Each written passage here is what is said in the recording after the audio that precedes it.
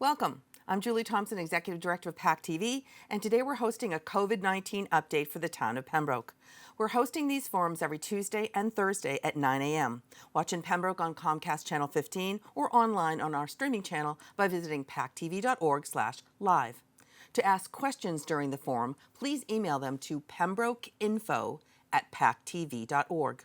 For the forum replay schedule and additional Pembroke meeting coverage, please visit pactv.org/Pembroke.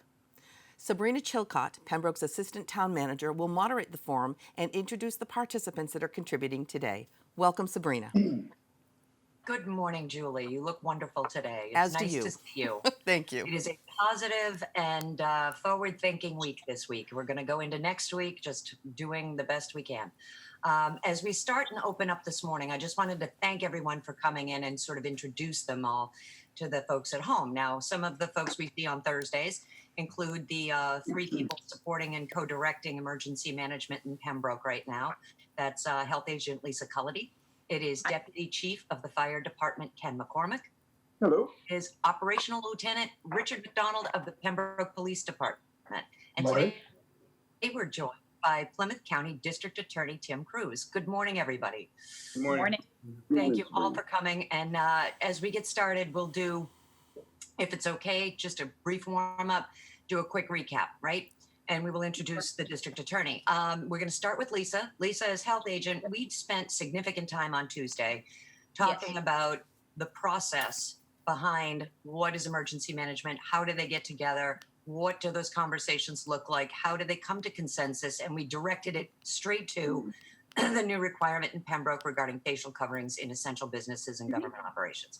So rather than do the history of that, which we did Tuesday, we'll talk about how that's going, because that was rolled out on Monday to local area businesses. And just in very brief, succinct terms, how is it going with calls being directed to the Board of Health and so forth? How is it going in Pembroke? Go ahead.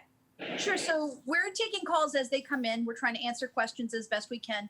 And I think it's really important that everyone understand the vast majority of businesses are very much in support of this, because the vast majority of businesses want to protect their employees.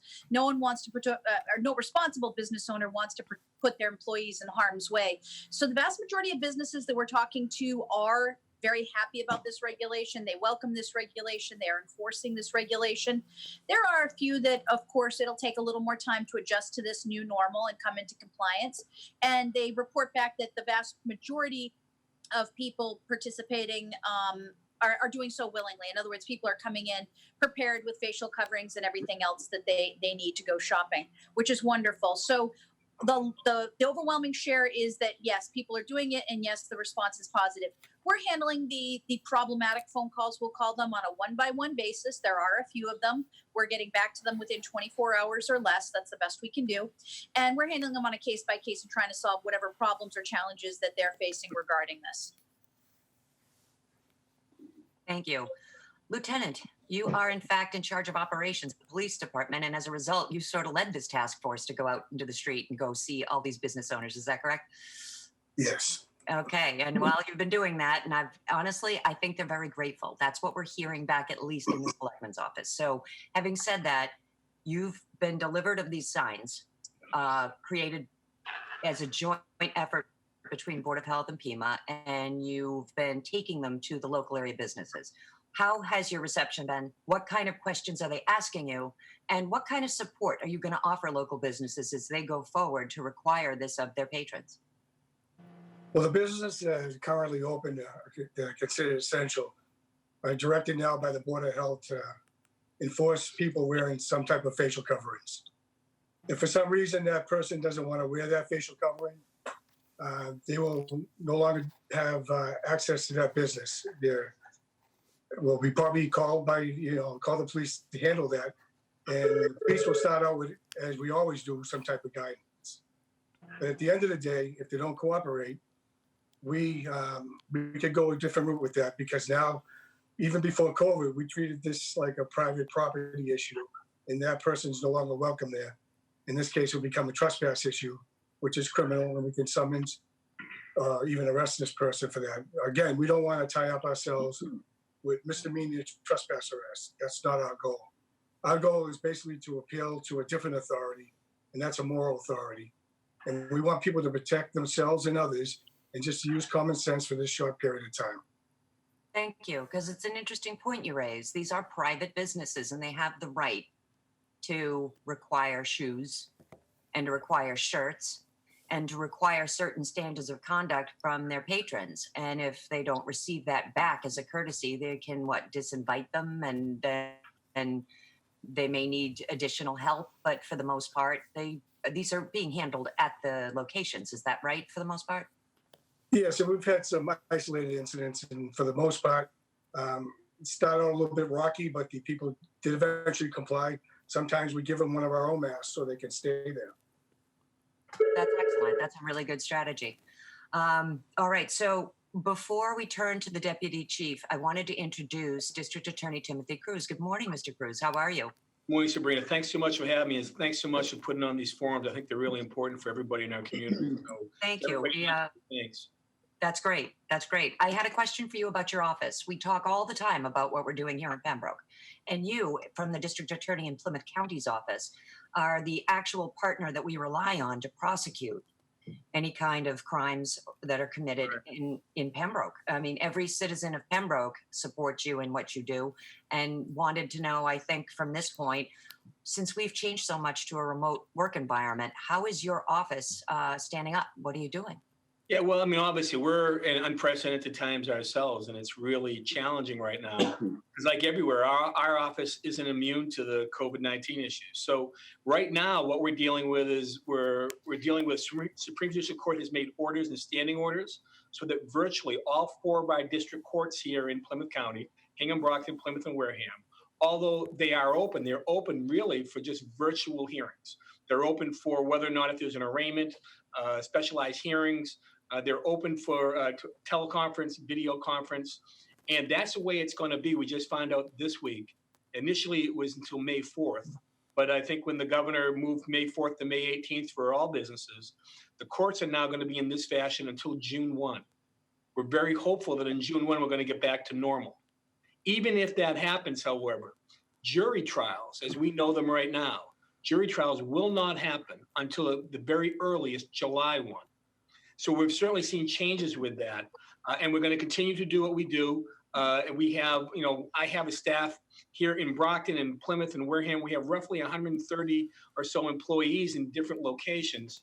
And what we're doing now is we're working remotely. We're obviously staying in guidelines that can be put on through the governor's office, having less than 10 people social distancing from each other, making sure that we're doing our jobs. The other DAs, assistant DAs, admins, all those people are working remotely, and they're also working on a rotation coming in here because we're still doing bail hearings. We're still doing arraignments when cases are brought to court. Now, I'll be honest with you, and I'm sure the lieutenant can explain it for the town of Pembroke, but the number of arraignments that we're having is significantly down. And I think that's good, that the police are able to do summons returnables. And if somebody needs to be arrested and brought in for an arraignment, that's what's going on. But we've seen our numbers go down significantly. The people are doing a great job. What I want to see happen, what I'm telling my staff to do is when we open up again on June 1, I want to be ready to go with all of our cases. Make sure right now we have some time that we can make sure our discovery is complete. People are up and the cases are up and running. We can make sure we keep victims informed. It's so important that victims understand what we're doing with their cases. And if anybody has, I know you're going to be putting our information on the site, but if anybody has any questions about any pending criminal cases that are going on in Plymouth County, please call the district attorney's office. We'll be able to direct you what's going on with your case. Right now, if you had a case that was scheduled for either 6 weeks back or 6 weeks forward, they're going to give you a new date at some point, probably in July or so is what I'm thinking at this point. But call our office at 508-584-8120. That's 508-584-8120. I think we have information that, especially in these very challenging times, we can make sure that we direct you in the right direction. And if you have other issues, which we're going to talk about later, domestic violence issues and things such as that, the opioid crisis, all these issues that are going on and scam issues that are going on right now, please call our office. And just remember, we're here to help. We're here. We want people to remain safe and just abide by where we're at. We're almost through this. And I'm just really glad that forums like this are going on, that you're all contributing to it, and making sure that the citizens in the town of Pembroke understand what's going on. And I'm trying to do it to try to make sure the citizens here in Plymouth County understand what's going on. So thank you all for what you're doing. Thank you. You're a great partner. We really appreciate it. Okay, Deputy Chief, Lieutenant MacDonald, quick question. Going to go both ways here. I'm going to ask the fire department first. Mr. Cruz brings up a great point. There is some degree of a lesser call volume that may be acknowledged or discussed, but I have a question about the quality of those calls, because we're also hearing at the same time that people may be waiting later or too late to call. And that has to be a challenge for your departments. You may have fewer calls, but they may be more severe, more significant, or more time consuming, or just more bodies, assets, and the rest of it. And I don't mean to be, crass about that, but Deputy Chief, when you're looking and analyzing how you're deploying and how your numbers are moving and how people are doing outside of the standard, COVID protocols and concerns that you're working with every day, what are the calls telling you about how residents are responding and reaching back to emergency services?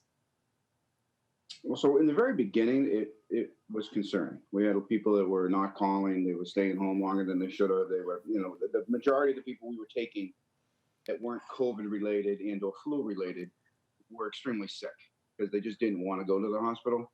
That has kind of changed in the last maybe week and a half, where our COVID calls and or flu-like or allergy calls are pretty steady. You're probably doing anywhere from 7 to 12 to 14 a week in that aspect. The people that were sick staying home have now decided that they're going to go to the hospital. It's not worth staying home sick. Or to the potential where they could actually end up dying. So they're going to the hospital. I think through the education that we're able to put out, that if you go to the hospital because you're sick, doesn't mean you're going to go to a COVID ward. You're going to be taken somewhere totally different if it's a cardiac issue or if it's a broken leg or something like that. And there really should be very, very limited worry that if you went for a broken leg or a cardiac issue, that you were going to develop COVID. I'm not saying it wouldn't happen, but the chances were pretty slim. So we're starting to see it turn the other way, but in the very beginning, it was concerning. Thank you. Lieutenant, before we go back, quick hit for Lisa, sorry. Yep. Regarding some of these points, this plateau that we're in, this neither up nor down, this curve that isn't curving, it was exactly implemented and designed to have this outcome, right? This is what everybody thought didn't think we wanted. We wanted not to drain the healthcare system by staying as level as possible. But as this has been going along like this, where does DPH anticipate it's going to go? And when? That's, I know. Wait a minute, the crystal ball time again. Got it. But to the Deputy Chief's point, if people at home are starting to acknowledge that it's safer to call for a broken leg, but for an unrelated illness, kind of a medical call. Go ahead. Sorry.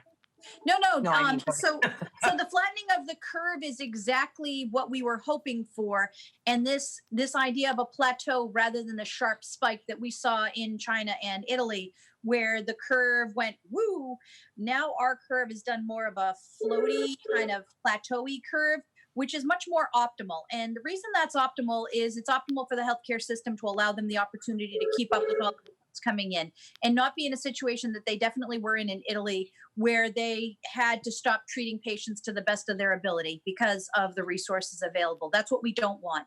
And right now our hospitals, while certainly are using their field or expanded operational locations, tents and other things, they're not overwhelmed, which is the really important part of all this. When someone goes to the hospital, whether it be for a cardiac issue, and again, to Ken's point, not being treated side by side with a COVID patient, that is not what's occurring. But when they go to the hospital to get treated for a cardiac issue, there is a bed available for them as well. So that's the really important part, is that we have flattened out this curve. Now there's a double-edged sword to the flattening of the curve. And we've seen that in the statistics over the last 2 weeks, is now that we're at the top of this plateau is actually going to be a little bit longer because the virus is still going to make its way through the community. There's no doubt about that. And it's going to pass from person to person just much slower, which was the whole point of everything we are doing. So this plateau is probably going to last. I'm going to take an educated guess based on the numbers we're seeing that we're going to see another week to 10 days of this heightened plateau. And then I think we're going to start to see the drop off. And I think that I don't know if this governor is going to hold out for the 2 weeks of steady decline or how the governor is going to interpret that information. I think if he sees a significant decline over 7 days, he might start thinking about reopening other businesses and what that might look like. And I think he's also going to be taking the recommendation of the new task force he organized to give him advice on what is the next steps, what businesses are safe to open, and if they are going to open, what are going to be the requirements that are going to go along with that. Yes, an unintended consequence of extending a less dramatic event, because originally spikes, letdowns, illness, this was very, very passionate and very intense. And to see it just drift along at that level has had an unintended consequence of bringing to the forefront some of these quarantining, proximity, and stability issues, right? So Absolutely. That's one of the reasons why I wanted to take a quick second to take a look at that. It's not forever, but it is a little longer. Yes. And regarding call volume, Lieutenant MacDonald, and not quality or types of calls, but when you used to have a volume, a predictable number, able to deploy a certain set of assets to a location over time, that's all changed for you right now. And those calls that you're getting, while there may be fewer of them, maybe in fact be more intense, or well, that's the wrong word, but can you talk a little bit about what Pembroke Police Department is actually seeing behind the numbers?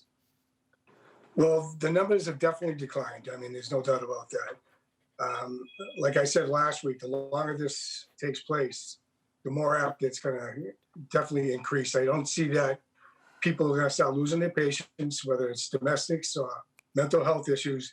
We're not dealing with the sections and the things that we normally been dealing with for the last several years as much. So I'm surprised by that. And I'm hoping it keeps to that level. But I don't see, as we peak into June, that continuing. Okay.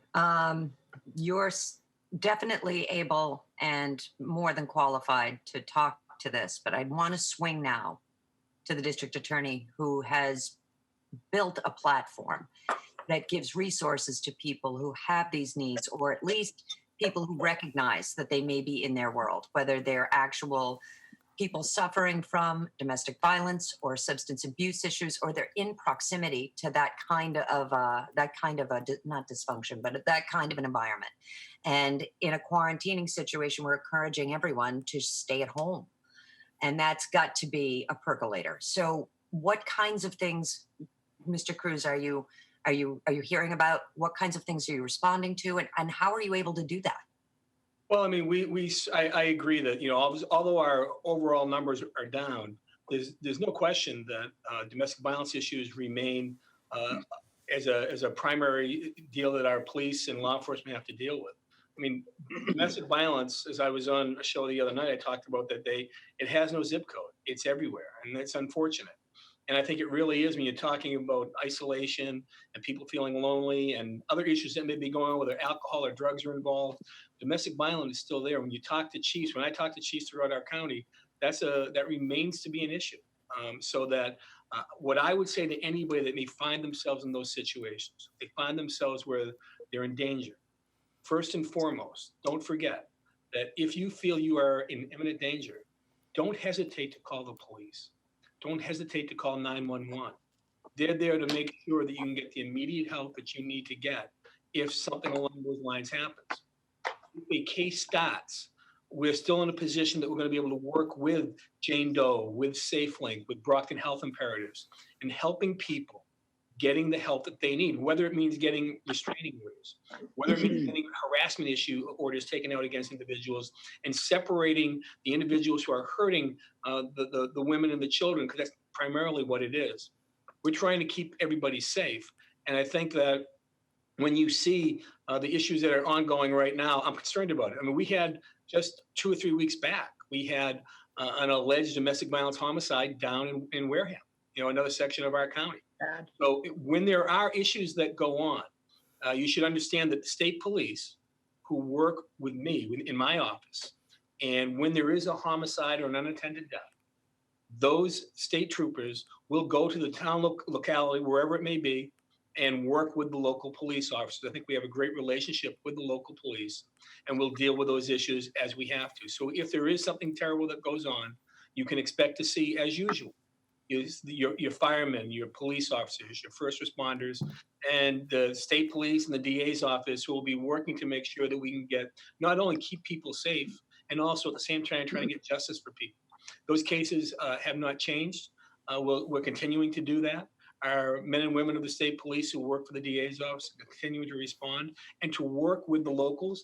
And I know, we're working even on maybe what could be construed as a lesser issue, but I take just as serious as many of the violent issues that we have, a lot of the scams that are going on right now, that our troopers are working with the local police, trying to make sure that we're going to go get the people who are taking advantage, especially of our seniors right now, and they're trying to take advantage of a crisis. And that's something that I'm sure we'll talk to in a little bit. Okay, can you tell us about the website? You have put together a really nice list of different resources and places to go. And the message can't be overstated, as both the lieutenant and deputy chief just keep repeating to the public. Call, we're here, we're working. Can you talk a little bit about the website and how did you put it up? Has it been enhanced recently? I mean, is there more now you're trying to do remotely in terms of disseminating the message? And Sabrina, Yeah, I mean, I think a lot of people don't understand that part of my role is not just to be the chief law enforcement official here in Plymouth County, and to be the prosecutor of the 20,000 criminal cases that we have every year. Part of the things that we do in our responsibilities is trying to get in front of issues. And so for many, many years, we've been working with local agencies and groups, whether it be with seniors at the Council of Aging and Triad. We will work with domestic violence victims. We work with people right now in the opiate crisis, whether it be the Plymouth County Drug Abuse Task Force, which Sheriff MacDonald and I lead, and trying to get Plymouth County outreach, because that's the other thing that's simmering below the surface right now. Is we have people who are in significant substance abuse disorders who really feel they have nowhere to go. For years, we've had Plymouth County Hope, where you could go on a Tuesday or a Thursday night at some church location in our county, and you or your family could get help. And the people I've talked to over the years, when you talk to family members and their loved ones are in the middle of this crisis, they don't know where to go. They don't know what to do. They deal with the stigma of that opiate issue. And I've been so proud to work with our 27 police chiefs here in Plymouth County who developed Plymouth County Outreach, so that for all non-fatal opiate overdoses, we have police officers in real time, within 12 to 24 hours, going to show up at somebody's home and bring a recovery coach, a police officer come up and bring information to get help. All of that stuff, all that information is on our website, PlymouthDA.com. It can help you and direct you to Plymouth County Outreach. Plymouth County Outreach, which has people on call right now, 7 days a week. And if you are struggling with your addiction right now, please call them. Go to our website, get that phone number, call them. They can help. They can maybe save somebody's lives. And as we're dealing with, with the seniors and the scams right now also, please, when people are calling you up, when they're phishing and trying to lure you in, so to speak, if you see an email that's maybe out there or a text message, be very careful with your information. Your information is the key to everything. Back when I was growing up anyways, people would steal your wallet to take your money and maybe your credit cards. You cancel your credit cards, that would be it. When they get your information, it's very difficult to put the genie back in the bottle. And it's very difficult whether we're going to ever be in a position to get you back what you're entitled to. So that's why really prevention is the best way. And we've had, unfortunately, in our county over the last couple weeks, we've had in a couple of our towns, individuals actually calling and using a kind of a mixture of a scam that's out there right now, which is a mixture of the either the kidnapped or the grandchild that's in custody in another state in conjunction with COVID-19. And we just had a case where, unfortunately, a senior picked up a phone, a young voice got on it. These guys are phishing. And the thing to remember is that the people that are doing this are really good at their jobs. And they can talk you into it. And studies show the longer you talk to somebody on the phone, the more likely it is you're going to do something that you may regret. So in this situation, a young voice goes up. The senior grandmother says, "Is that you, Mikey?" I'll say the name was. I said, "Oh yeah, it's me. I'm in big trouble. I was driving in New Hampshire. And I was on my phone, which is illegal in New Hampshire, like here in Massachusetts. and I rear-ended somebody. And I was with my buddy, and I'm in custody right now, and my buddy's dad's a lawyer, and I'm talking to him here, and they'll hand the phone to the quote-unquote lawyer, who will then say, and this happened on a Wednesday, that because of COVID-19, the court system isn't open every day in New Hampshire. Therefore, your grandson or your nephew is going to be held for 5 or 6 days, unless you come up with $8,000 cash. And in this instance, they were able to talk this senior woman into, and not to tell anybody because it's a big secret, it's all under the table, of course. And she got the $8,000 cash. And although they gave her a lot of other instructions, at the end of the day, they called up and said their courier was in the area. The courier showed up at her home, and actually took the money from them. And then at that point, we found out later on, our police are working with the local police. We're working with the feds and the Department of Justice right now because of the fact that this extends beyond our county. It extends everywhere. It's beyond our state. I mean, you have to deal with the federal authorities. We're working hard now to make sure that we can try to resolve that case and other cases like it. But the best way to prevent this is to make sure we don't do it. So I just try to get the word out to everybody. Be careful. Guard your information like it's cash money. And when people are asking you for something, be very careful, especially with cash or gift cards or whatever it may be. They're trying to get something for nothing. And as we all learned growing up, nobody gives you something for nothing. So be very careful out there, especially also when you get notifications. You also get out there also that you won the Canadian lottery. But all you can do is send $2,000 to them. You get your brand new 2020 motor vehicle. And I always tell everyone, I go, listen, if you didn't play the Canadian lottery. And the IRS scams are going on still too. So when the IRS is calling you up, saying that if you don't pay a certain amount of money, they're going to come and arrest you. I'm sure Lieutenant can tell you the biggest secret in law enforcement. I'll tell you all, but promise yourselves not to tell anybody, is when the police are coming to arrest you, they don't call. They just come. So, when they try to make sure don't buy it. They try to scare you. They try to frighten you, whether it be with the COVID stuff or want to come to your house and people want to do testing of you there for some money. State, local agencies, they're not going to ask you for credit card stuff. They're not going to ask you for your PIN numbers. They're not going to ask you for Social Security numbers. If they're asking for that information. Thank you. Really, really good point. Julie, I know that had to have generated a couple of questions. Come on. That's unbelievable information. Yeah, it did. And a couple things. First of all, District Attorney Cruz, I'm going to bring up your website onto our screen so people can see it. And just to point out that right on the homepage, you have a section, DA warns Plymouth County residents of scams. So right there, you can click on there and you can get all the different scams that are going on at the time. And I'm sure you update this quite frequently. Is that true? Every day. I deal with the prosecutors here in Massachusetts, and I'm on the board of the national DAs. We all talk, we all share information. So we're trying to make sure we're all on the same page and trying to talk about the same scams because they're trying to go after everybody everywhere. It's not just us. Right. Thank you. Another thing is there's a lot of people that are getting legitimate phone calls. There's the tracing, the people that are doing the COVID-19 tracing that are calling. There's wellness calls to seniors. And a lot of volunteers are making these calls so that they're not necessarily coming from a legitimately recognizable phone number. How do you tell your constituents to when to answer and when not to? Well, I mean, first of all, what I would do is if they have if somebody's calling up and they say they're from the local health agency, get their phone number and call them back. That way you're not in a position where you're giving information to somebody cold calling you.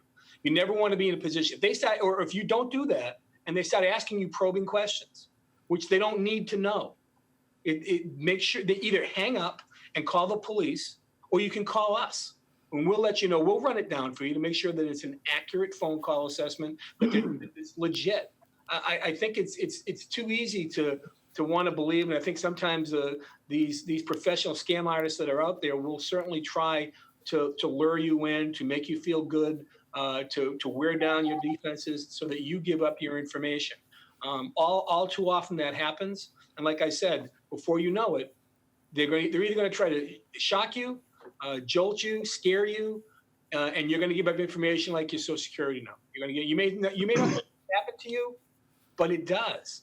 It can happen with, we have a jury scam going around, and they basically say there's an arrest warrant for you because you didn't show up for jury duty, and then they start asking you questions.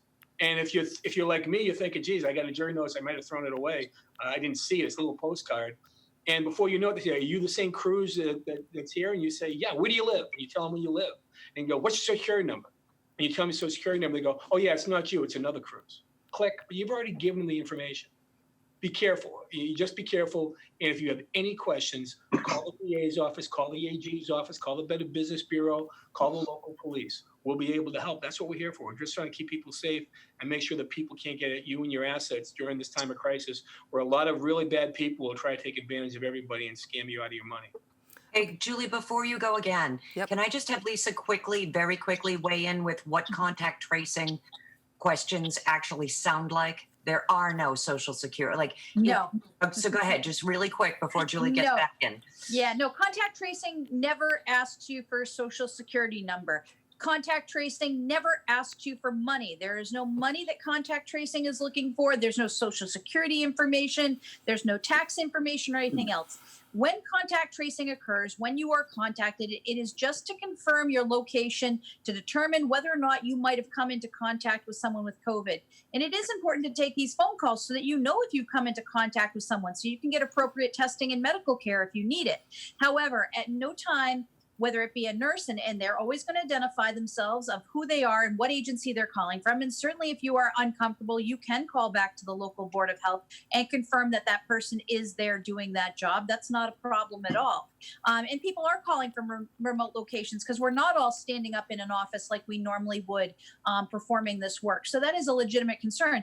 But no one's going to ask you for money. No one is going to ask you for your social security number or anything else like that. They're just confirming whether or not you might have come into contact with someone and whether or not you might need additional medical testing or medical care.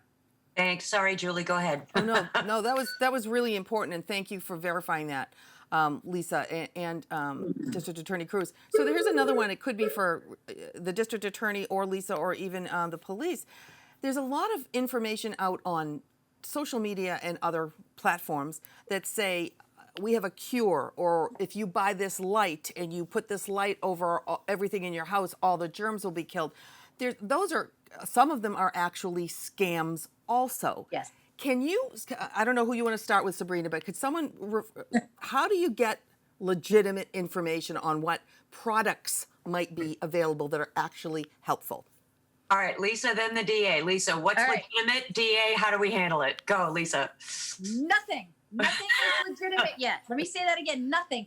You're listening to the best scientists in the world, like Anthony Fauci, and they're talking about preliminary and experimental and showing promising signs. Okay. When the best minds in the world tell you we don't have anything, but we're hoping this is good, that's a really good signal to you. There's no such thing as having a company come and de-COVID your house. There's no miracle drug that anyone has out there to sell you yet. Yes, are drugs being explored for their possible uses and successes? Of course they are. Is it something that someone is going to be able to call you up on the phone and say, hey, I have the magic cure? No. Do not believe the voodoo, just like weight loss drugs, just like grow your hair back drugs. Stop. It's not real. It's fake. And when there's a real drug, I hate to say it, Channel 5 is going to know long before anyone calling your house to sell it to you. Thank you. Mr. Cruz, it's funny that you would say that. Lisa referenced de-COVIDing houses as a scam, and that was just such a bizarre term, right? But we've also heard from seniors that not only are they getting offered over the phone cleaning services to keep them safe, but PPE, things that generally wouldn't come into your home through your phone. What are you seeing? What do you have to say? I think what we're really seeing is you're seeing a morphing of a lot of the scams that have been around for a really long time. Whether or not people show up at your home and they said, I was just doing a driveway down the street and you have a damaged driveway, I could fill in for a short amount of money, and of course it rains the next day, it washes away. Or people who are going around with chimney sweepers and they're trying to come up with things such as that. Now you see the COVID-19 spin.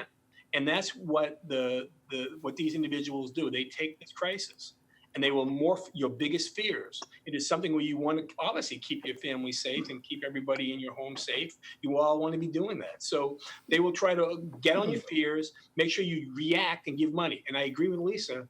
The internet is a great educational tool.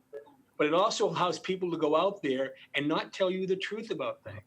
And once they get your information, your credit card information, your whatever it may be, Social Security, where you live, things along those lines, we can't be in a position to stop all that stuff once it continues to go on. So if it sounds too good to be true, it is. If somebody had a solution, we'd know about it. I agree with that. And they're not going to sell it on the internet before the doctors are telling us about what's a viable issue to solve that we can deal with. But I think that right now, there's nothing there. Be careful, like with everything. Nothing is for free. Everyone who's out there who's trying to get something out of you is going to continue to try to do that. Don't react. If you have a question, once again, call somebody else. Solve somebody else. We're there. Other people are there. Other agencies are there, and they will tell you the same thing. That don't rely on everything you read on the internet. Just because it's on the internet doesn't mean it's true. As a matter of fact, it probably means that it's a good chance that it's not true. Thank you. Julie, do you have some more? We really do want to make sure that everybody watching gets their questions answered. Yeah, I have a couple more. And it's about the mental health aspect of a lot of people that are staying at home and they're very much isolated. And whether it's drug addiction or alcohol addiction, the prevalence of that seems, or domestic violence, or even suicide, the prevalence of that seems to be getting more and more. All the ingredients are there. It's a perfect storm for bad things to happen. What kind of proactive measures can people at home take to make sure that that doesn't get worse or develop if it hadn't been a problem before? I think they can continue to reach out. I mean, right now we have once again, to our website, Plymouth County Suicide Prevention, which is a great group of people that deal with and try to get resources and help for individuals who are feeling, and this is well before COVID. They've been doing this for a long time, and we've been working with them for a long time. And we've seen, unfortunately, we've seen our unattended deaths, a few suicides during this time period of the COVID-19. And I think people are certainly feeling isolation, loneliness. And what I would ask people to do is, if you know somebody who's living alone, whatever, you can call them, you can go on the internet, you can text them, develop a conversation and a line of communication. And if you're the person that's feeling, that you're at wit's end, before you do something that's tragic for many people, please reach out to Plymouth County Suicide Prevention. Please reach out to somebody. Please reach out to the police, reach out to the fire. These men and women are great professionals, and they're going to be able to direct you and get you the help that you need. Remember, we're in the middle of this right now, but we're going to get through it. We're going to be in a position where I think at some point that this will be a distant memory.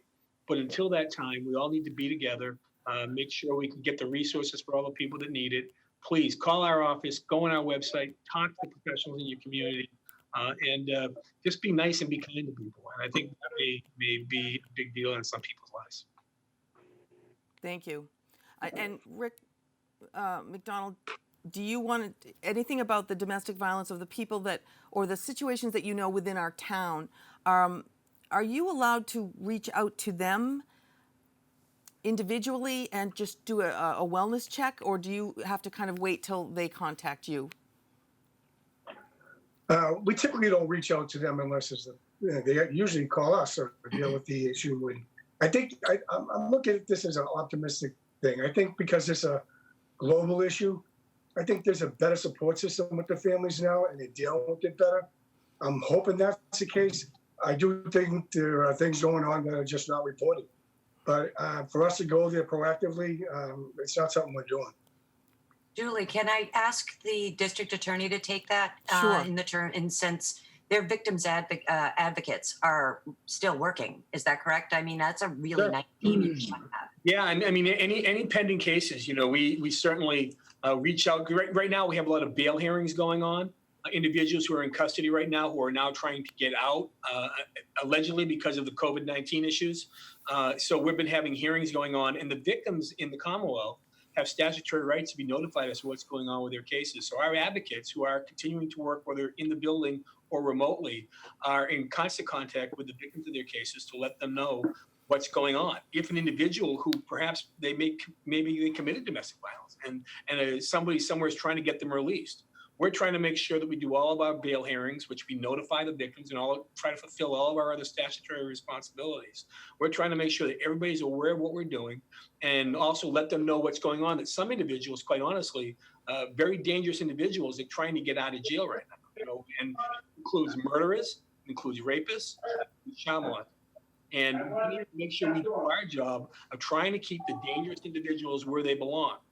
Get them the help that they need inside the institutions. But at the same time, I don't think releasing dangerous criminals into the community is a positive thing.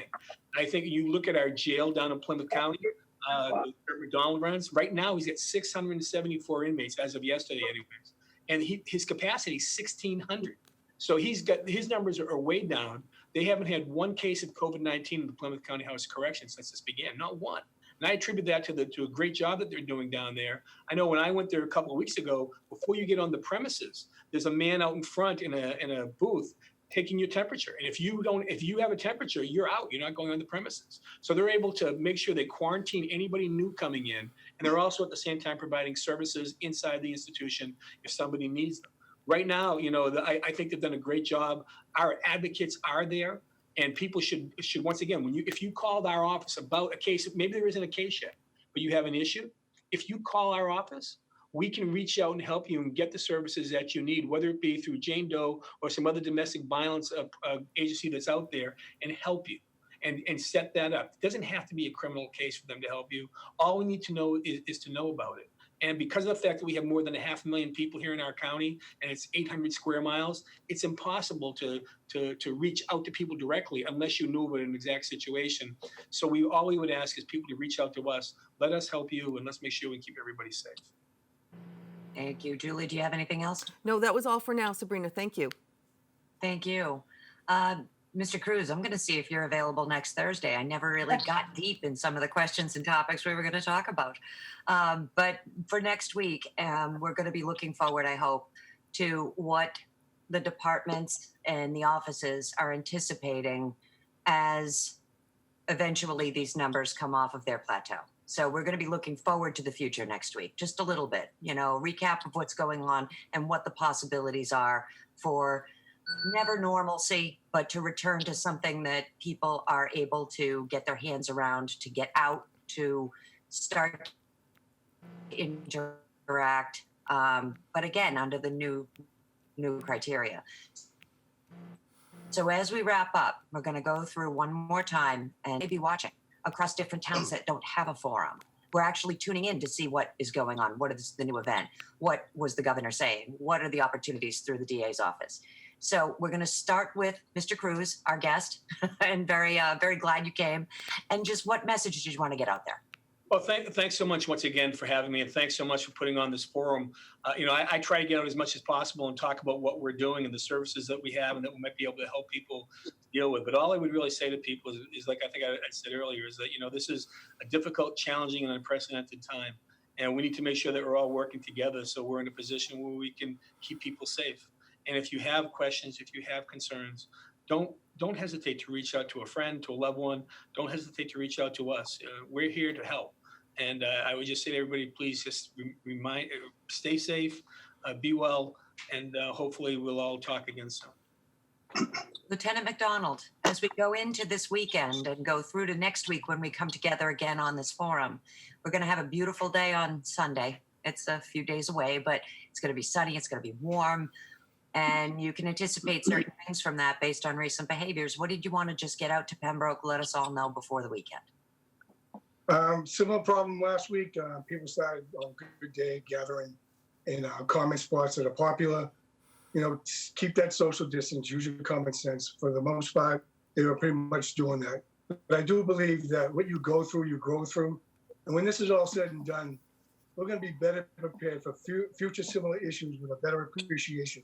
It starts by focusing on things that we can control. I'm convinced that life is 10% of what happens to me and 90% on how we react to it. So again, we are in charge of our attitudes. Thank you. Deputy Chief, you have the unenviable task of reminding us to stay this course, right? That's your job on the panel. Don't screw it up. That's right. Can you send us off on that note? Sure. I mean, obviously don't screw it up. We've worked way too hard to get to where we are, but I'm hoping that in the next couple of weeks, we can, our next big announcement will be the opening up of businesses or certain businesses within town so that we can get back to what will be our new normal. Thank you. And Lisa, you're going to roll it out for everybody. Bring Yeah. all that together in one package and tell us what we need to know going into next week. So going into next week, keep up your social distancing, wear your facial coverings if you're not going to be able to socially distance. If you are someone that is working or has the economic means, please think about donating to our Hope Fund that is here specifically to help residents of Pembroke that may be hurt hard economically by our current stage of events. And then the last thing is a little quick teaser. There's something really fun, really exciting, and really hopeful coming to Pembroke early next week. You're going to see me tease it all the way up till then. So be on the watch out for social media because there'll be links so that everyone at home can watch this fun, exciting thing and be able to enjoy that. And we hope that it's a little bit of enough uplifting message for everyone. So keep on hoping. Thank you. And that is the message of today because the town of Pembroke, Council on Aging Director Gretchen Emmets worked with State Representative Josh Cutler to put together the concept to bring to the Board of Selectmen of establishing a Hope Fund. And the Hope Fund is live on the town website right now. When you Sabrina? log into the front page, there's a nice little, so many people have asked. It's a sourced, safe way to put money back into your community to the people who really need it. Those who are elderly, those who are economically challenged, those who have just suffered a blow through their employment, maybe elsewhere, people who are actually struggling for their heat, for their mortgage, for their food, and an opportunity for all of us who are privileged enough to be deemed essential and working full-time to be able to contribute back to a pot for those that we care about, that are our neighbors, that are our friends who own local businesses that are closed, who are struggling. And that is available through the town website on the bulletin page. And please consider contributing to the Hope Fund. Julie? Thank you, Sabrina. And you were going in and out a tiny bit because of your connection there. So just to make sure, I want to bring up the town's website so people can see. Here's the main page. If you click on bulletin right here, you will be brought to this, and this is the page you're talking about, Sabrina, where you can actually donate, and you can be assured that you will be donating safely. That is correct, right, Sabrina? That is correct. And the Pembroke Emergency Management Team discussed yesterday that with today's update on cases, the darker side of COVID, that we also start including an update on money raised through the Hope Fund as a positive counterpoint to what else is going on today in our town. And I just want to thank everybody. Thank you very much for coming. And I hope I see every one of you next Thursday. Thank you. Thank you. Very much. Julie? Sabrina, thank you so much, and thank you so much for our guests. This was really, really good today. And I think the major takeaway is if you don't know if it's right, call, ask, verify. There's tons of people out there that are trying to help, but there's also people that take advantage of this situation. So if in doubt, question. And if it's too good to believe, it probably is not true.